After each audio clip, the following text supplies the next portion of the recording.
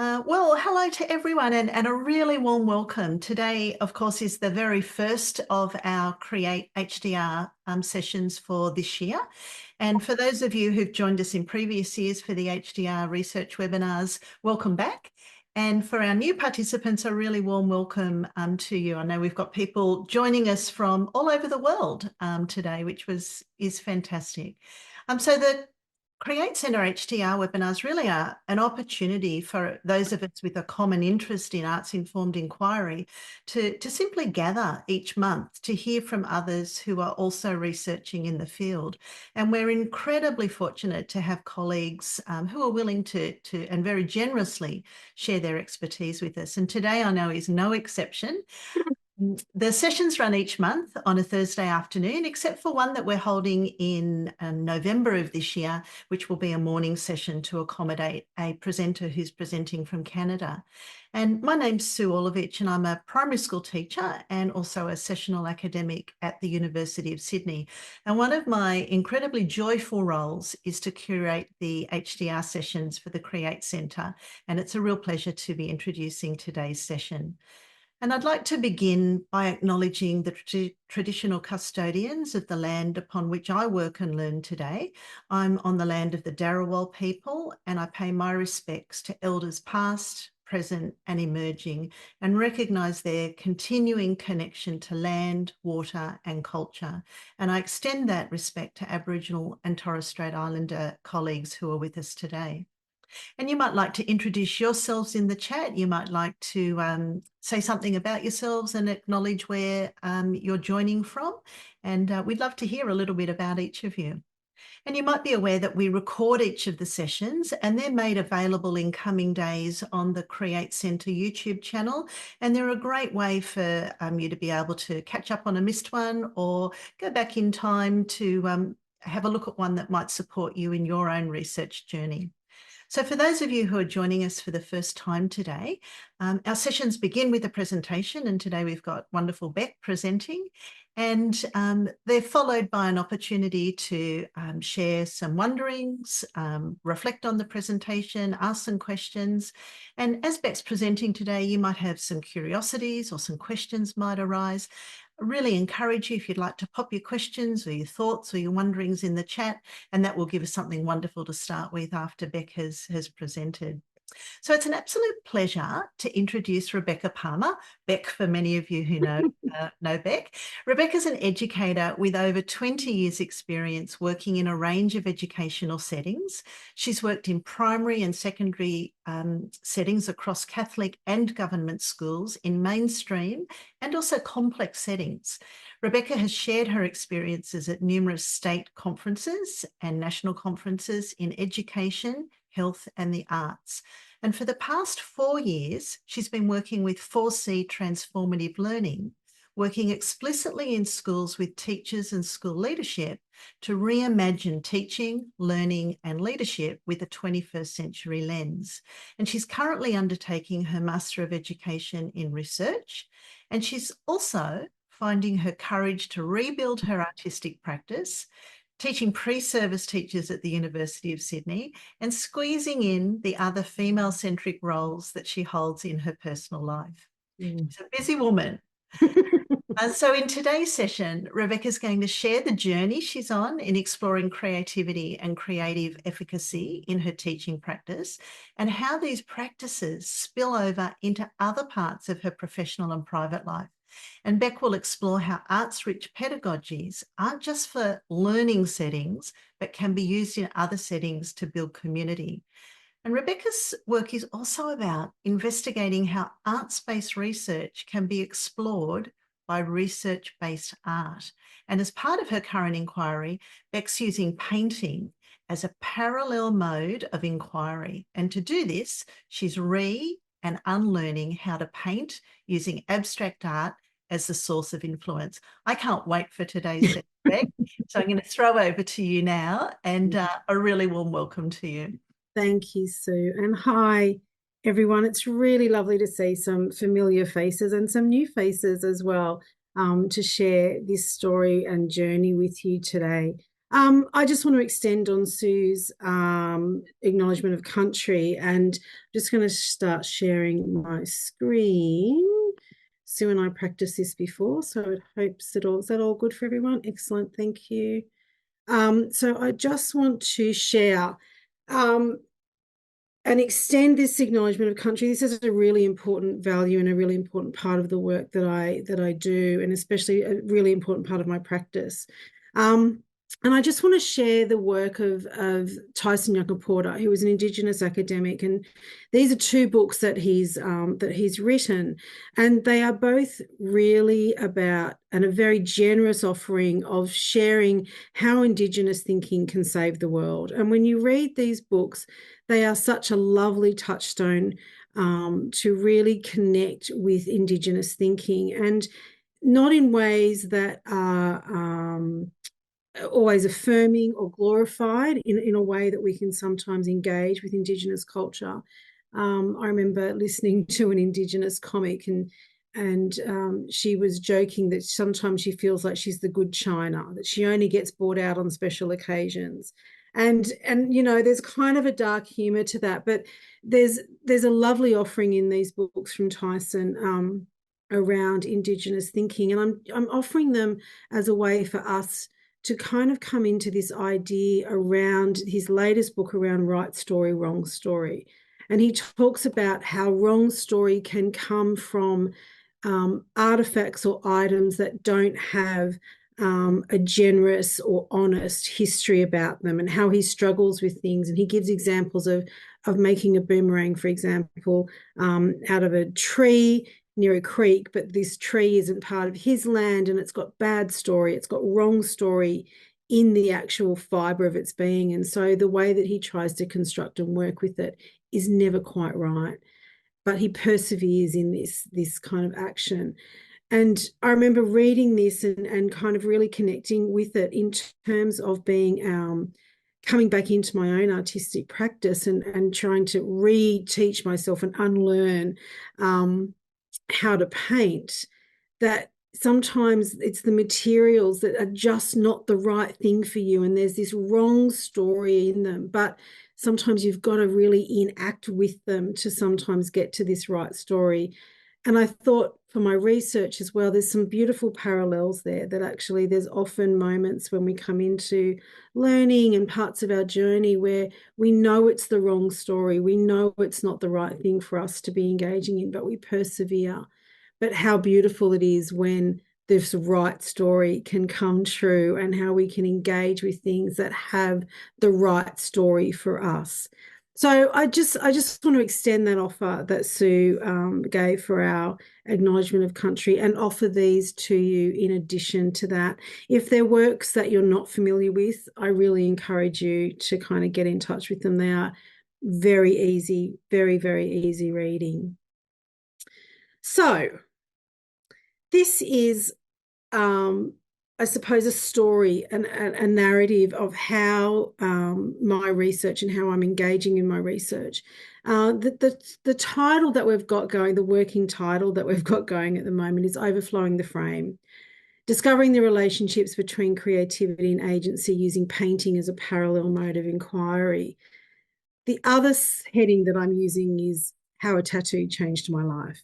So we're going to kind of go on a bit of a journey and stay with me around that, but using this as a bit of a metaphor and analogy for this story. So before we begin, a little bit about me. I think Sue kind of said it in the intro, was that I taught in the government system for a few years. When I graduated, left teaching, came back to teaching. I've done all of those things. And I think that gave me, when I came back to teaching, it gave me a really interesting perspective to come back into teaching with. I'd had other life experiences that I was able to carry forward.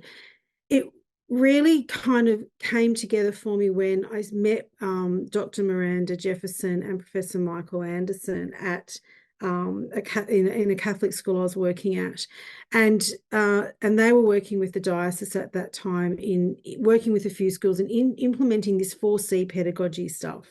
Nothing that we'd kind of heard of before. It was a really steep learning curve. What I really started to recognize, though, was that there was a language, that there was a meta language for the things that I did and the way that I taught and the things that I valued and believed in. And so for me, there was a really strong connection there. In my next professional role as a teacher at the hospital school at Westmead Children's Hospital, I started working with Miranda and Michael more closely.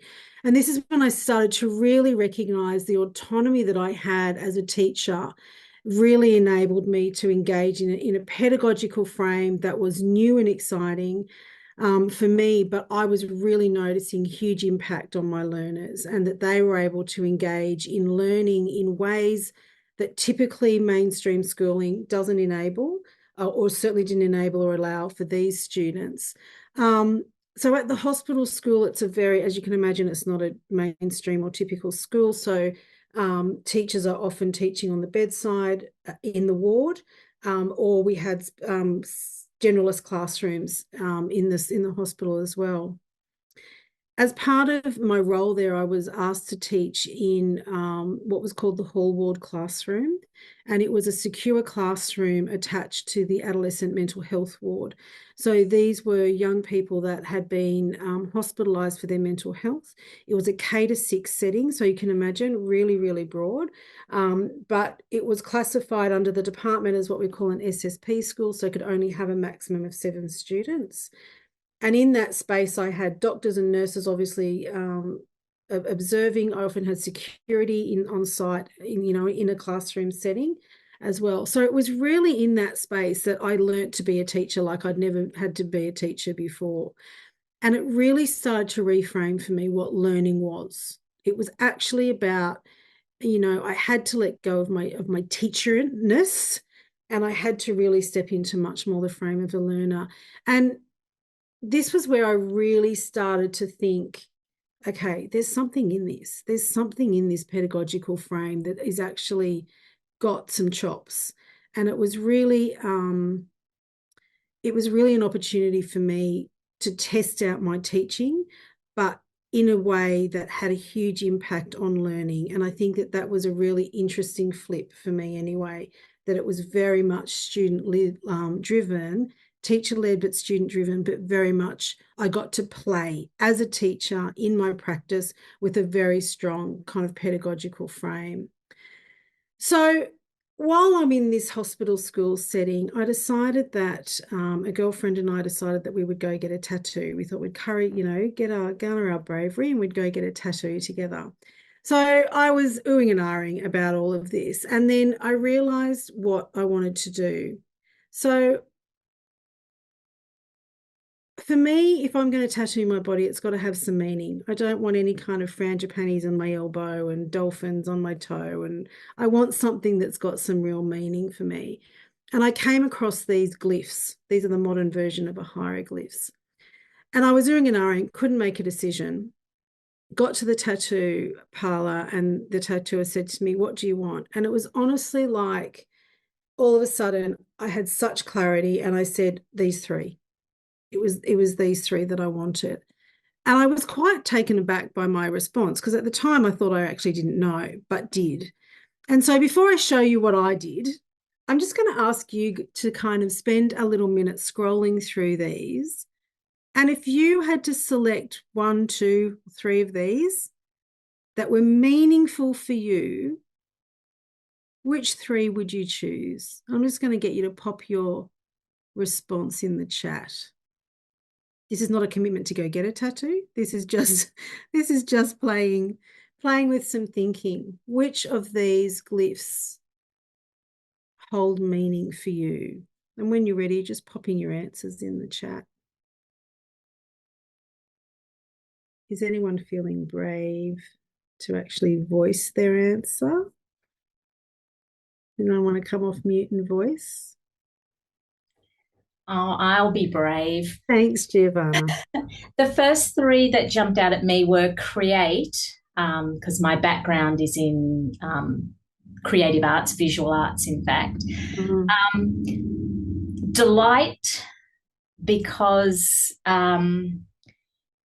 of the delight that I find in in some of this work that we get to do, but also that I want to bring that delight to, the students I teach. I want that delight in my life. And then protect, I felt very, that was the third one, because I suppose of my role as a mother and that fierce protection that I feel for my daughter, but also for the students that I get to teach as well. That's where I went. And do you have any idea of where you might like to put these on your body? So I have to tell you, Beck, I have been struggling with my desire to get a tattoo since I was about 16. And I decided that if I ever could stick with the one idea of what I wanted to get for like 10 years, I would get it. I think I'm going to go on my forearm, on the inner arm. Okay. That's my current plan. Yeah, great. All right. Beautiful. Thank you, Giovanna. Anyone else feeling brave? Oh, look, I'll jump in. I had explore. My area of passion is using improv, drama, and comedy to teach cognitive processes and the cognitive verbs in the national curriculum. So I get to explore a lot of that space with students. Yeah. They get to create, and I get to create scenes and constantly improvising and ideating and riffing. And from there, I guess, we're all looking for a sense of understanding and purpose and what does it all mean? And if it means nothing, then being comfortable with that as well. And in terms of where I'd get them, the comedian in me wants me to put them inside my eyelids so that I can see them when I close my eyes. But I do like the idea of the forearm, just so it's there. I'm not sure exactly where, but somewhere visible. I don't think on the back is good because you're always looking over your shoulder. So. Yeah, great. Lovely. Thanks, Alistair. One more. Anyone else feeling brave? Okay, I'll jump in. I went with the creative one. I didn't see the create until later. But that's my core of who I am as a person and an educator and a just all-round being. So I feel like that really is symbolic to me. And I really liked the in progress one, that reminder of transformation, change, and just that complete joy in always working towards something, whatever the unknown of what that could be. So they were my ones with a all-round connection to everything and everyone. Yeah, great. And where do you think they'd go? Oh, I'm a bit scared to get a tattoo. So they would be probably really small. And yeah, I don't know. I think there's somewhere where you could see them. So maybe like on your wrist or something like that. But you'd have to hold my hand back. Yeah, I always will. I'll come with you and we can do it together. So thank you, everyone, for kind of playing with that. So I'll show you where mine, and you'll have a bit of a giggle. So there are mine on the inside of my arm, so on my forearm, so I can see them and I refer to them all the time. And the three that I've got there are empathy, creativity, and power. And so when I was in this tattoo parlor, and I had this moment, and just this moment of clarity that kind of, helped me identify what they were and what were my important values. And I think that was a real moment. And so from that moment on, these are like literally values that I live by and through and with. And so having them tattooed on my body has actually been a really poignant way to always keep me within those frames. And it was never the intention to do that. My girlfriend is an artist and she did this drawing kind of on her forearm. And so she got this huge thing and I got these teeny tiny little, three very white lady kind of tattoos on the inside of my arm. But for me, they have held great importance and value. So for the past 4 years or so, so after I left the hospital school, I started working with 4CTL, and working with schools and teachers and leadership, and learning and teaching about the 4Cs and how this 21st pedagogical frame can actually help us reimagine what schooling and learning can look like. So it was in this role that I really, really started to learn. We know as teachers the ability to be able to teach something, you have to deeply know it and understand it. And so this is where I really started to learn and have a much greater appreciation of what this pedagogical frame can look like in a variety of settings. And I think that really helped me understand the strength and the power of having and holding values in a pedagogical frame, that it doesn't just work in my setting, but it works in all settings because it is reflexive and responsive to what is going on in that particular community. So while I was involved in the hospital school, I started working with students in a way that kind of allowed me to really play with this work. And when I got into the work at 4CTL, it was this work that really helped me make sense of what it can look like in other settings. And so I think the experiences that I had here built the conditions in which I was then able to work in and with the 4CTL team. And these are just some little photos of some of the examples that I used for to share with you about what some of the students did. So in this photo here with the kids writing on the yellow piece of paper, that was what we used to call a silent protocol, and the kids were examining and talking with each other about what their understanding of communication was. The other photo was the wall in our classroom. We sought forgiveness, not permission, for this particular activity, but we painted the wall, and you can see there on the side of the image, you can see all the drafts that the kids created to kind of get to this resolved idea. So I came in with this task, and I said I'd like, because we were doing a practice where the kids would reflect at the end of each week, and we called it the tweet of the week, and the kids would then put their tweet up on the wall. We used a Twitter kind of a frame. So I came in and said, wouldn't it be fun if we had a tree for each term, and then we put our tweet, on each team? And the kids went, "No, that sucks, miss. We're going to do it this way instead." So the kids totally took hold of the project and came up with this beautiful response. They researched trees, color patterns. They wanted to have this ombre effect on the wall. And basically, I went and bought the paint and sat in a classroom for 3 weeks and watched them paint a wall. It was really up to the kids to totally do. But as you can see in that image, you can see the disposition wheel for the 4C pedagogy sitting there. And that was a frame. And this is when I really started to recognize that there's something in providing opportunities for young people to know their own creative efficacy, but we have to formulate and structure the offer in which that they can accept that offer to be realized in their own experience. So it was in my role at the hospital school, moving through into 4CTL as a facilitator in that learning, that I really started to recognise that I wanted to get into some research around this. So I started looking at how I can do that. What does that actually mean? To go and do a master's, to go and do a PhD, like what does that actually mean? Luckily, I have an amazing village of academics and researchers and a cheer squad around me that supports and encourages me.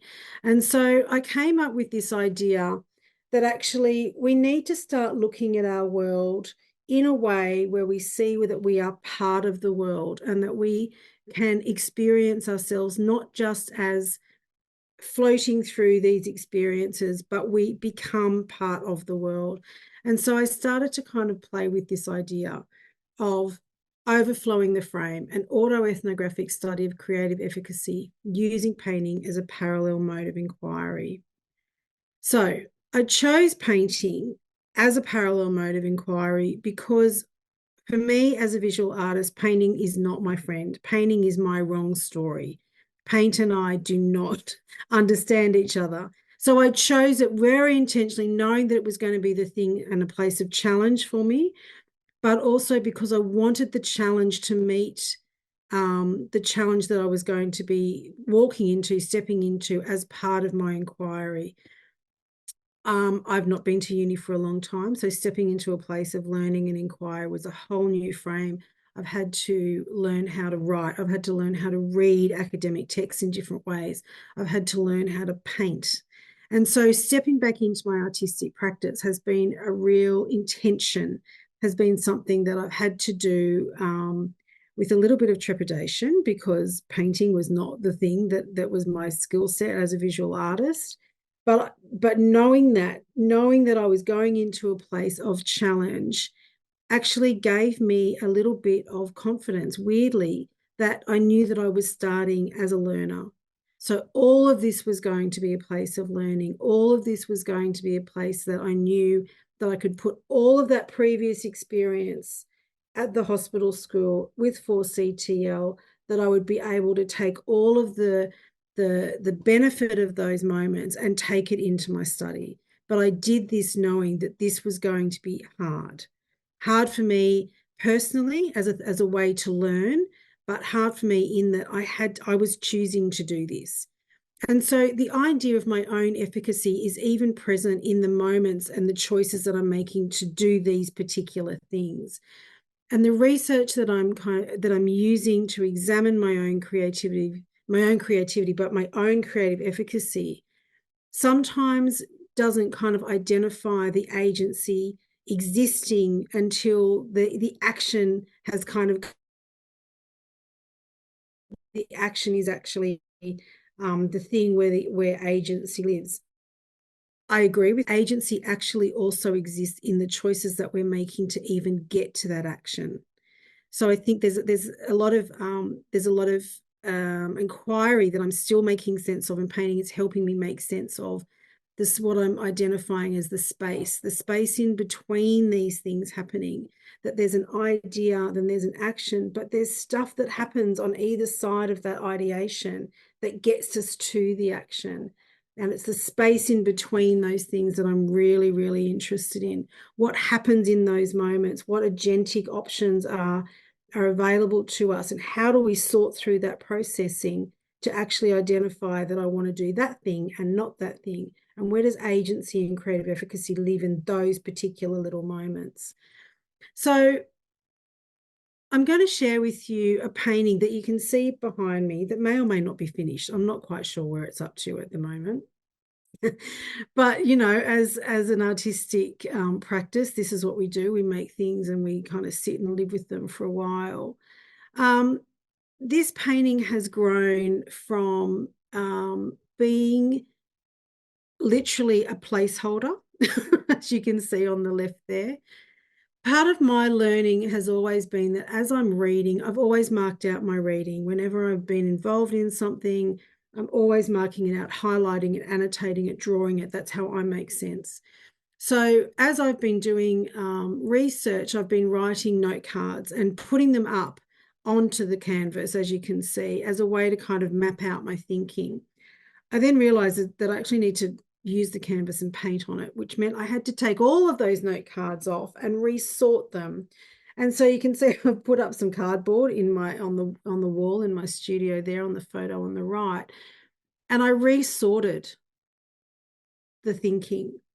And this little moment has proven to be one of the most beneficial moments of my research so far, because in the actual reorganizing of these little note cards, I've actually remapped out my research. And so this moment that I thought was just going to be a really quick incidental, just pop them off, pop them back on, you know, I actually spent a whole lot of time in it and playing with it. And, you know, those cards may not look very organized to you up on my wall there, but for me, I can see three very clear, distinct areas of my research. And so this little moment has actually really helped me identify and given me great moments of clarity around what I'm trying to play with. And so what I've kind of come to realize is that my research is sitting in three areas. So this is the evolution of the painting that you see behind me. It started off that I wanted to paint this moment, and I had this great image in my head of a very kind of white, but very textured, very impasto kind of a work. I did it all in the white, put a little bit of grey in, hated it, painted over it, got to the second thing, hated that even more, and literally got some gesso, which is a paint we use to prime a canvas, and went over that painting with gesso and didn't mind it. Kind of started to like the effect that it was starting to have. And because I started then thinking, this work is actually about the emergence of ideas. It's about putting things down, taking them away, covering them up, reorganizing, this constant reorganizing and restructuring of my thinking. I was then coincidentally talking with Sue one day on the phone and pottering around the studio as I was, and found this lovely Conti pencil that I'd forgotten I had. And I thought, I wonder what that does. Did a little scribble on the canvas and kind of loved it and kept going with it. And so again, this process of actually leaning into the making and recognizing that actually these things have and take pressure, not pressure, that have and take and hold, give me a moment of sense making. All these little moments all add up to these other bigger ideas. And so I started to really play with the work, but that you can see behind me, and you might not be able to tell, but I've added a few extra kind of white paint on there.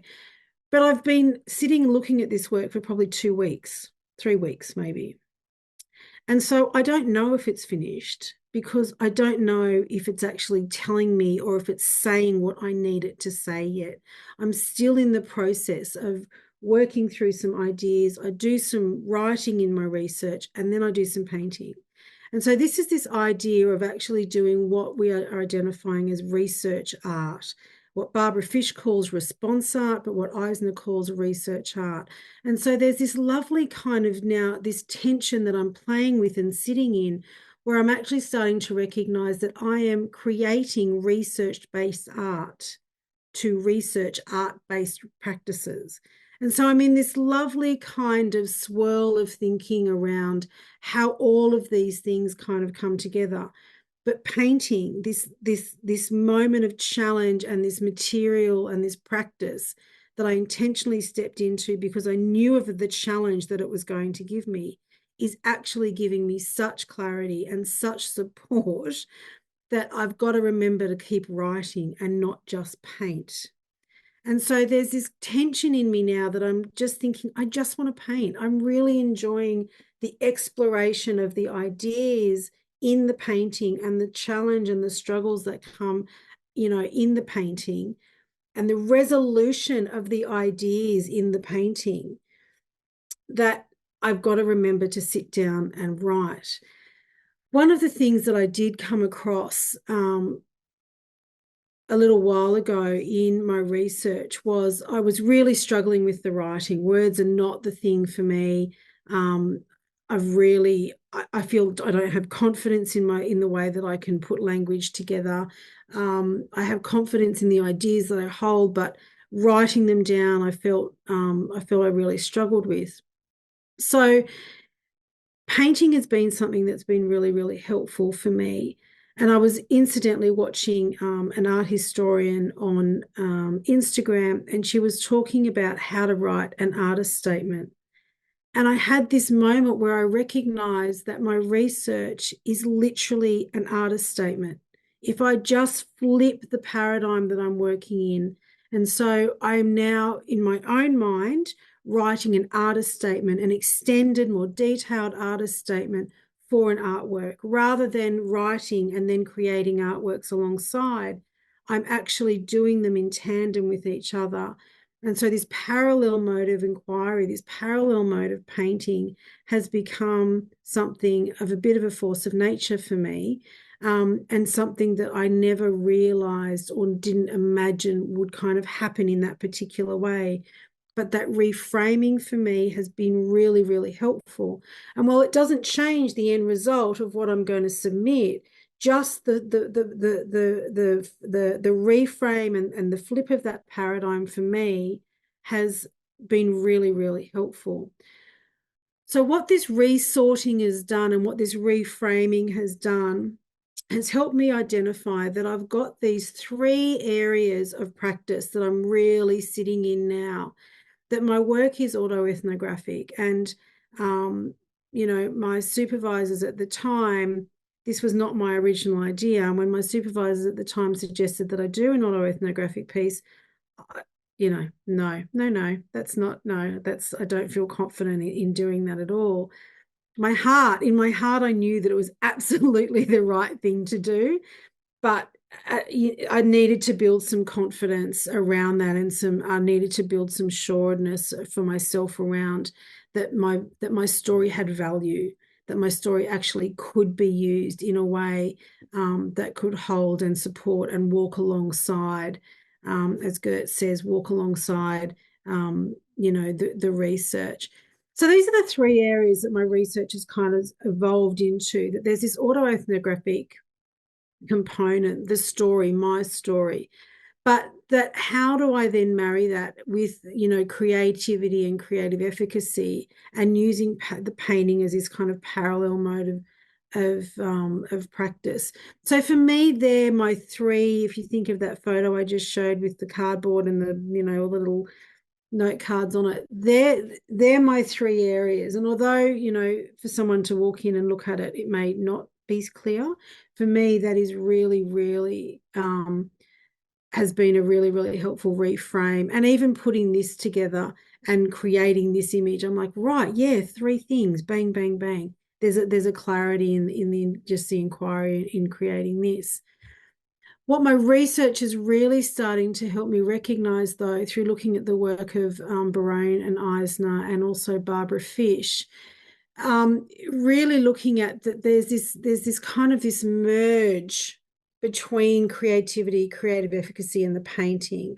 That these 3 things, looking at art as research and research art, that actually there's less of a distinguished markers between those things now, that they are much more becoming merged in the way that I'm examining those ideas. But because I'm using painting as that parallel mode of inquiry, that there's a fusion now that I didn't kind of understand at the beginning. So I thought I might just share with you a little bit of my proposal that I'm putting forward, and just kind of give you a bit more detail around what I'm going to do. I did sit down and kind of, like, you know, I was typing things out, and I thought, you know what, I'm just going to read it. It's already written up, so let's just read it. So that's just a little photo of my little studio, literally sitting in that brown chair talking to you at the moment. So in this inquiry, I will use my role as an educator and all the unique places that takes me, and my art practice, to examine my own creative efficacy.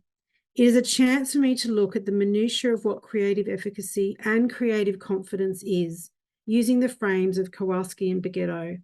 I will consider the space between them, and I will spill out of the frame. Kowalski and Beghetto, in their 2019 paper, Creative Behaviour and Agentic Action, introduce and share an empirical model of creative behaviour and agentic action that posits a correlation between what they identify as creative potential and creative behaviour. To do this, they share explicit explanations and reasonings through case study. The inquiry will be an autoethnographic examination using arts-based research methodologies. Barone and Eisner distinguish the differences between research-based art and arts-based research. They write that arts-based research uses the arts as a foundation for creating expressive forms that enlighten. Research-based art is the use of research in any modality that will serve as a basis for creating a work of art. In this inquiry, I will be employing both of these practices in dialogue with each other. I will create a series of paintings to examine and tease out what emerges in my research and my practice. I will use research-based art as a way to share my understanding on arts-based research within my own practice. I will use my own teaching and art practices as the site of inquiry, with the hope of establishing a clear and evolutionary understanding of my own creative efficacy and agency. I will create a series of artworks alongside a written submission. These parallel modes of inquiry and response will provide me the opportunity to communicate my ideas as both visual and written, product and process. The paintings will be the inquiry. My inquiry will endeavour to play with Kowalski and Beghetto's idea that creative behaviour represents an agentic action and their belief that agency exists in the move from potential to behaviour. While I believe this to be true, I also believe that agency has to exist in creative self-efficacy and creative self-concept as the compositional elements of creative confidence. These elements are the inertia that compels you to have the creative confidence to enact your ideas. They are the elements that provide the space for possibility thinking to exist. This thinking is an act of agency. Agency is our volition and choice to act. The inquiry will rely on the process of research aligned with artistic response and the resulting products to make sense of my own experiences of creativity and self-efficacy. It is both process and product. Since this method of inquiry is a new one for me, the idea of process and product hold value and act as an invitation to enact, to examine, to play, to invite. Using the autoethnographic frame, I will use my personal experiences to make sense of cultural experiences. This will be done by contrasting with existing research, the work of Kowalski and Beghetto, Kraft, Beghetto and Fulton, and I will endeavour to explore their provocations. To do this, I will bear witness to my own ideas of both my own experiences and with the parallel creation of paintings that will act as both narrative and artifact of the inquiry. Again, process and product. My paintings will be thick descriptions. My inquiry will examine the intersection of methodologies by producing a written autoethnographic study using response art as a parallel mode of inquiry and response. There's a lot more, but that's enough reading for now. So this has been, for me, getting into this research and doing this examination has been a really exciting way to have a level of both personal satisfaction but also professional satisfaction, and recognizing that the work that we do as teachers, as art practitioners, as researchers doesn't just impact our professional settings but spills out of our frames and also impacts the lives of others, both our personal lives but the lives of communities that we work in. And so I think when I got my tattoo, my empathy, creativity, and power, I didn't realize that they would literally be the frames that would inform my inquiry or my personal endeavors. But I am never disappointed that I literally have those things tattooed on my body as evidence and witness to the importance that I hold in those things. So that is how a tattoo changed my life. Thank you, everyone. Congratulations. What a beautiful presentation. I'm smiling from ear to ear. It was just so joyful to hear you share. I've taken so much from that, and I'm going to throw it over to people who might like to share it. Yes. Well, I've got a little glyph.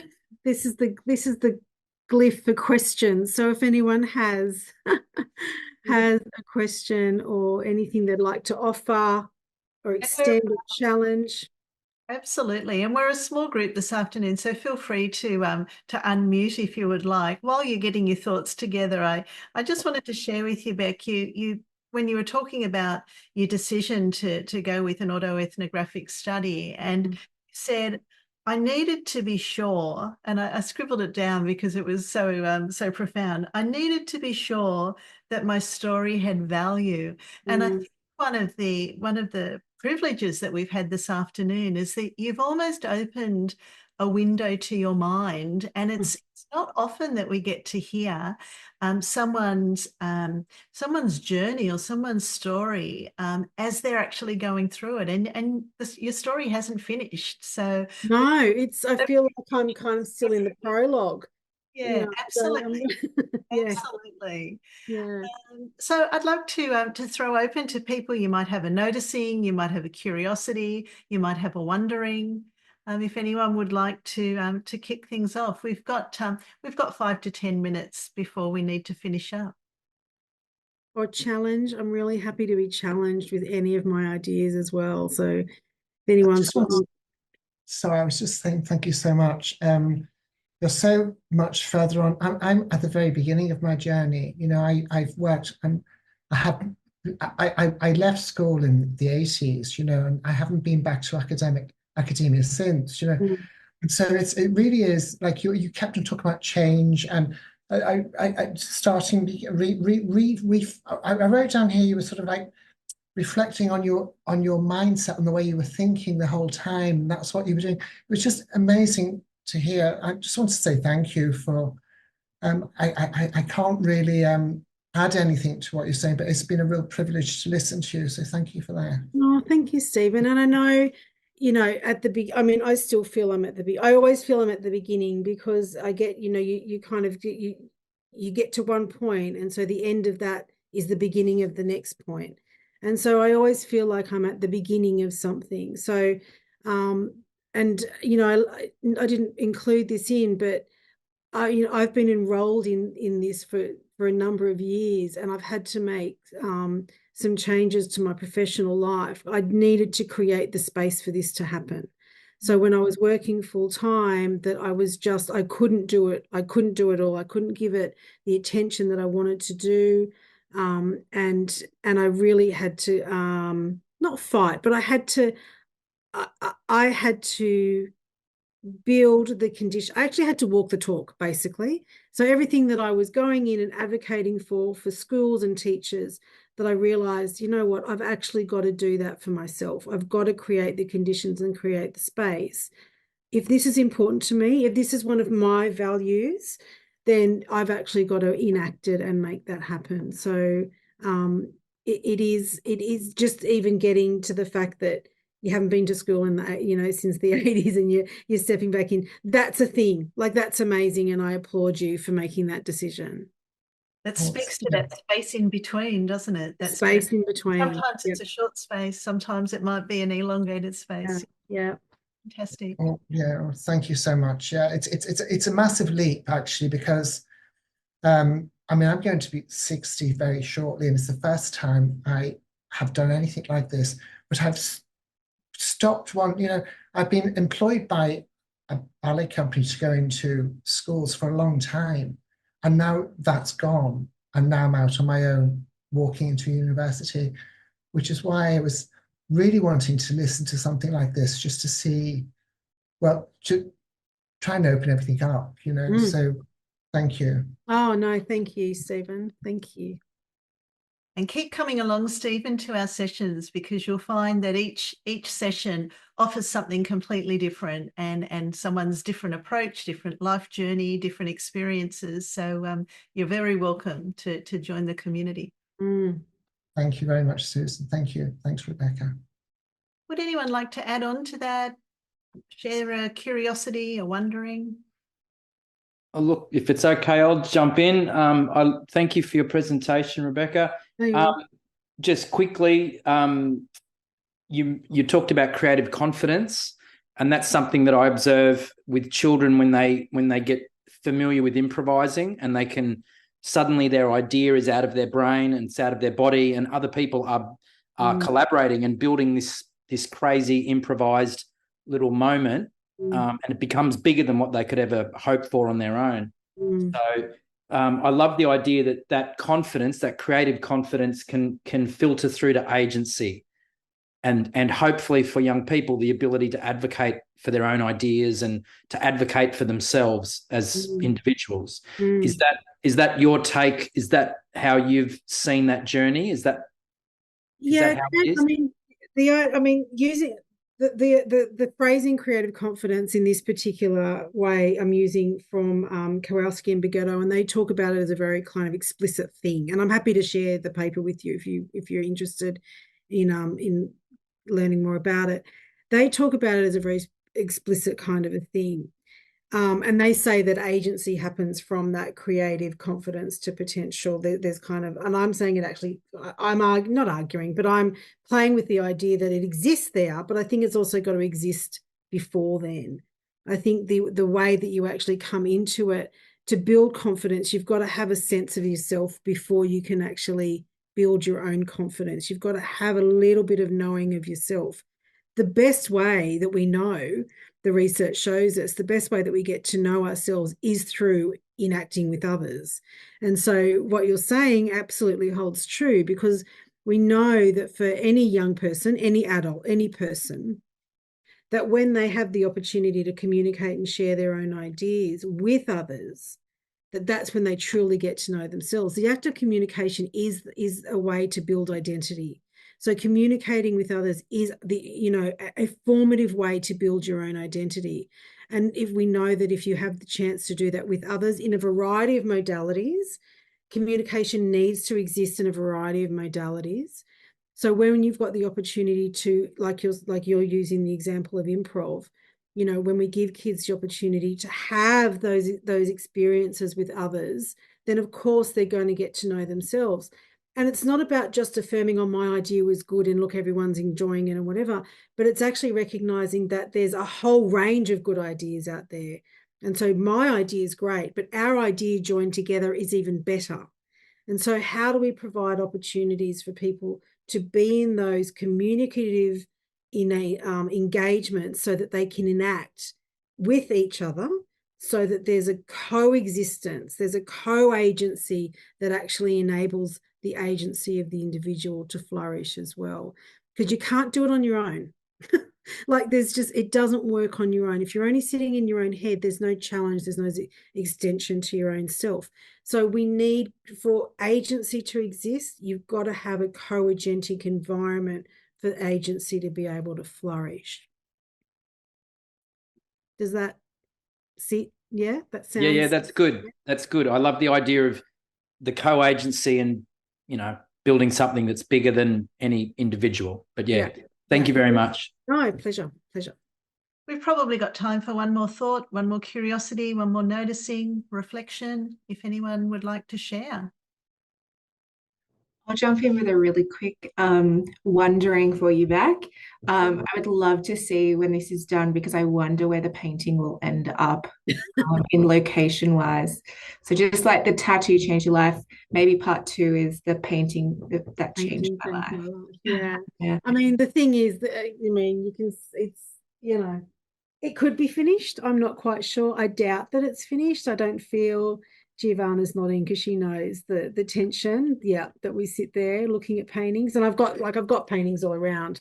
But this is the one at the moment that's kind of having the biggest conversation with me, because it's just, I don't feel like it's resolved. I don't feel like the ideas that I'm trying to share or examine in the work are resolved enough for me to say that she's finished. But the argument is that no artwork is truly ever finished. So, who knows? But yeah, it's a great question. The hope is that at the early next year that I'll have a very small exhibition of the works that I produced for this series, because my original idea was that I produced just a couple of paintings. Yeah. So I've already ordered another 4 canvases, and I'm sitting here with a whole lot of works on paper that I've done as well. So I think I was naive in thinking that I'd get, 1 or 2 paintings out of it. But yeah, I'll let you know where it goes and where it ends up. Beck, we might have to twist your arm and get you to come back to another session in time. To share, because I think we'll all be curious, and maybe there'll be another tattoo on the other wrist. Well, I've already got that done.